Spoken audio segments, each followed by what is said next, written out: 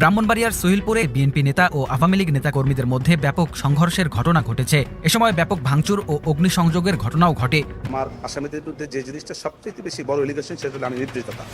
এই নির্দেশদাতা হিসাবে আমি মনে করি রাষ্ট্রপক্ষটা প্রমাণ করতে পারে নাই। সক্ষম না হওয়ার কারণে আমার আসামিরা খালাস পাবে।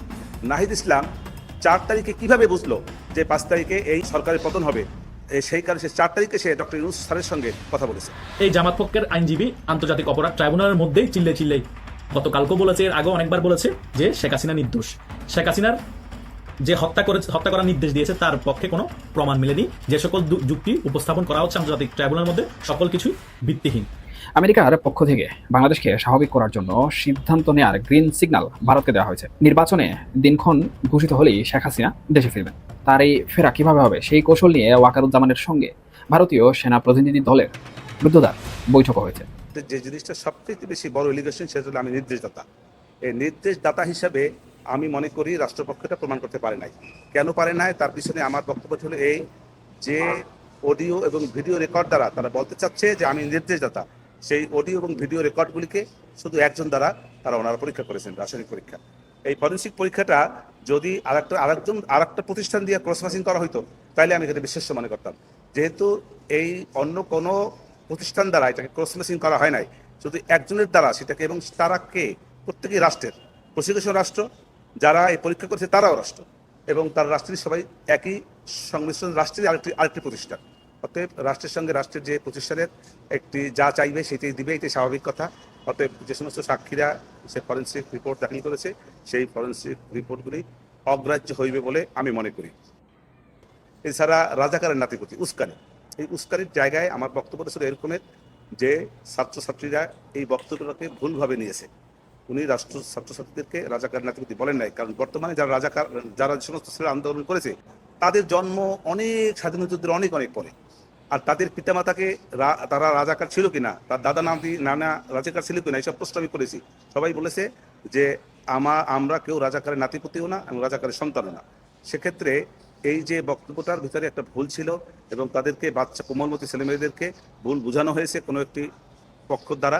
এবং এই যে টোটাল আন্দোলনটা, সেইটা যে একটা ডিজাইন, শেখ হাসিনাকে যে পদত্যাগ করানোর জন্য তাকে বাধ্য করা, এই রাষ্ট্র ক্ষমতা থেকে সরানোর বাধ্য করানোর যে একটা প্রচেষ্টা দীর্ঘদিনের ছিল সেটা, এবং সেটার প্রমাণ হলো এইটা। নাহিদ ইসলাম 4 তারিখে কিভাবে বুঝলো যে 5 তারিখে এই সরকারের পতন হবে? সেই কারণে সে 4 তারিখে সে ডক্টর ইউনূস স্যারের সঙ্গে কথা বলেছে। এই যে জিনিসটা, এইটাকে সমস্ত কিছুর সন্দেহের মূল একটি চালিকা শক্তি বলে আমার কাছে মনে হয়েছে। লার্নেড কোর্ট জজশিপ যদি এইটাকে গ্রহণ করেন, এই এক পয়েন্টের উপরেও আমার আসামি খালাস পেতে পারে। এটাই আমি রাজশাহীর ঘরে বলেছি, সে নিজেকে বাঁচার জন্য সে অন্যের কাছে দোষ দিয়ে বাঁচার চেষ্টা করেছেন।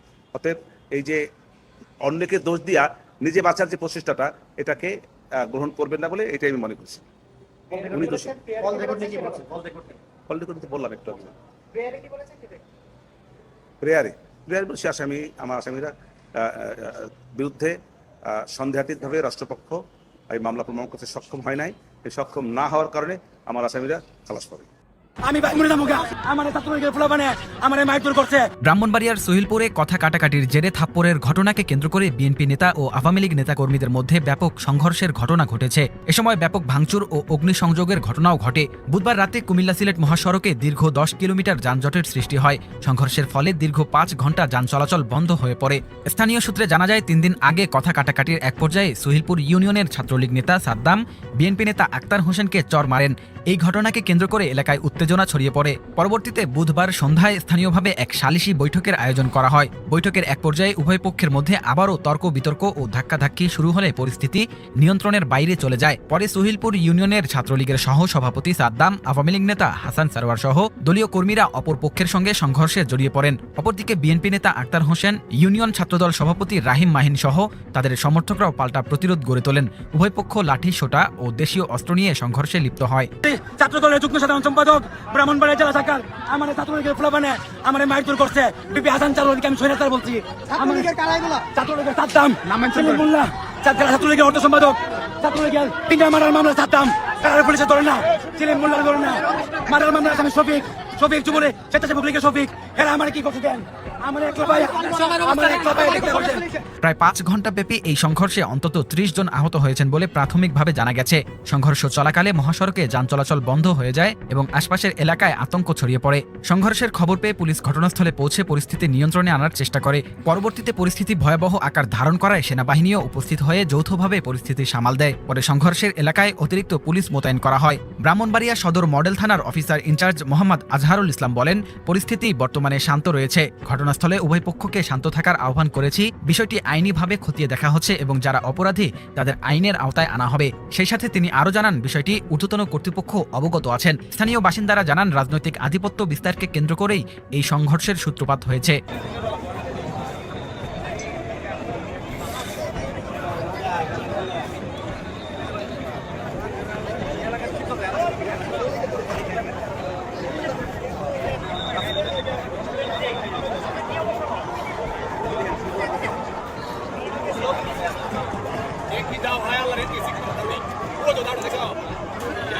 সম্প্রতি ভারত এবং আমেরিকার যৌথ সিদ্ধান্তে বাংলাদেশের গণতন্ত্র ফেরার পথ যে পাকা হয়েছে তার আলামতগুলো এখন স্পষ্ট।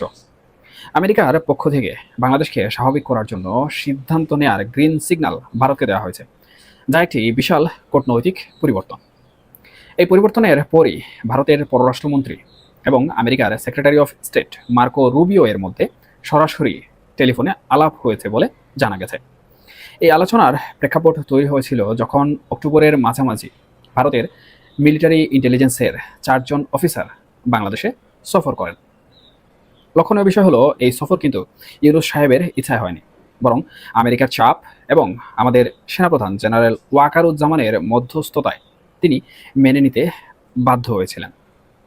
ভারতীয় অফিসাররা বৈঠকে যে রিপোর্ট তৈরি করেছেন সেই তথ্যই জয়শঙ্কর মার্কো রুবিওকে জানিয়েছেন। আলোচনায় স্থির হয়েছে যে নির্বাচন হচ্ছে।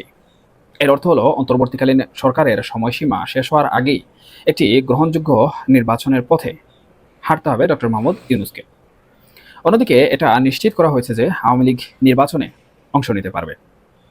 এর কারণ হলো, আইএসআই এর একটা সুদূর প্রসারী পরিকল্পনা ছিল যে আন্তর্জাতিক অপরাধ ট্রাইব্যুনালের বিচারকে ব্যবহার করে দেশে এমন অস্থিরতা সৃষ্টি করা যাতে নির্বাচন পেছানো যায় বা আওয়ামী লীগের নেতৃত্বকে পুরোপুরি নিশ্চিহ্ন করে দেওয়া যায়।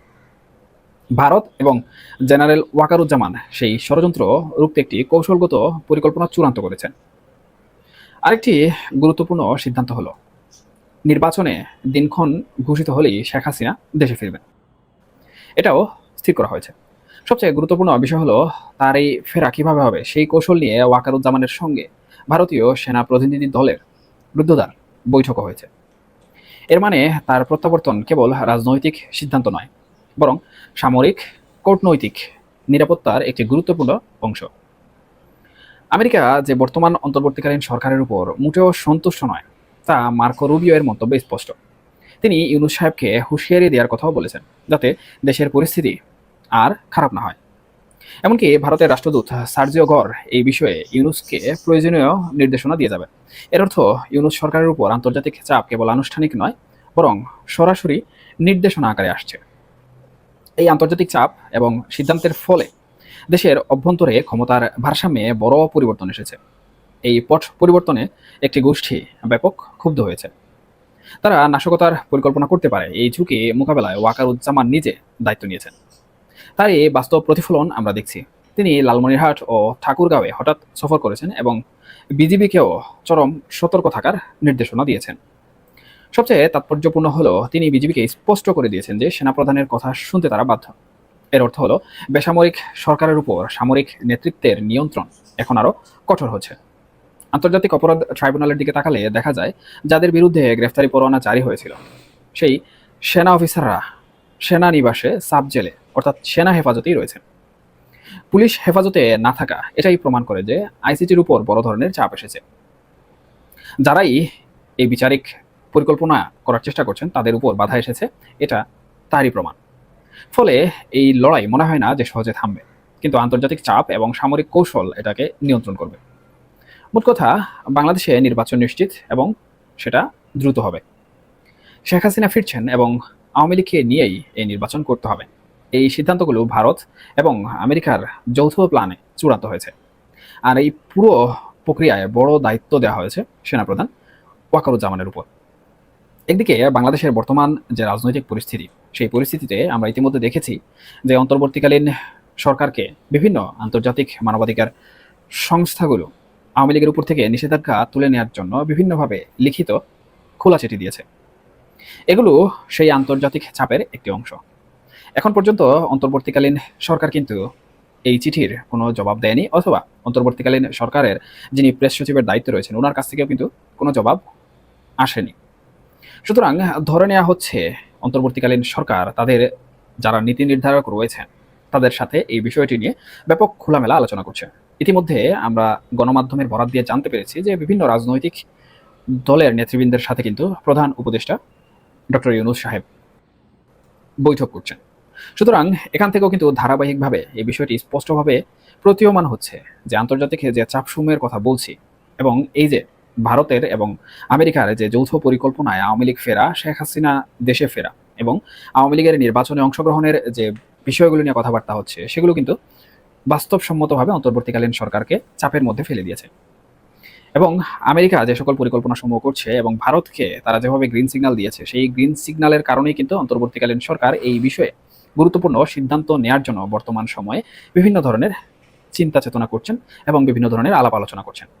এই আলাপ আলোচনা থেকে যে সিদ্ধান্ত আসবে, সেই সিদ্ধান্ত কিন্তু আওয়ামী লীগের রাজনীতিতে ফেরা, আসন্ন জাতীয় সংসদ নির্বাচন এবং শেখ হাসিনার দেশে ফেরার একটি গুরুত্বপূর্ণ ভিত্তি। এখন অন্তর্বর্তীকালীন সরকারের প্রধান উপদেষ্টা এবং উপদেষ্টা পরিষদে যারা আছেন, এছাড়া বাংলাদেশের যারা বড় বড় রাজনীতিবিদ রয়েছেন, বিভিন্ন দলের নেতৃবৃন্দ রয়েছেন, তারা যদি এই বিষয়টি সূক্ষ্মভাবে মেনে নিয়ে আমেরিকা এবং ভারতের পরিকল্পনার সাথে একমত হয়ে যান, তাহলে বাংলাদেশে একটি সুষ্ঠু নির্বাচন হবে, শেখ হাসিনাও দেশে ফিরে হয়তো বা বিচারের সম্মুখীন হবেন এবং আওয়ামী লীগ তাদের রাজনীতির যে বিষয়বস্তু রয়েছে সেগুলো ফিরে পাবে।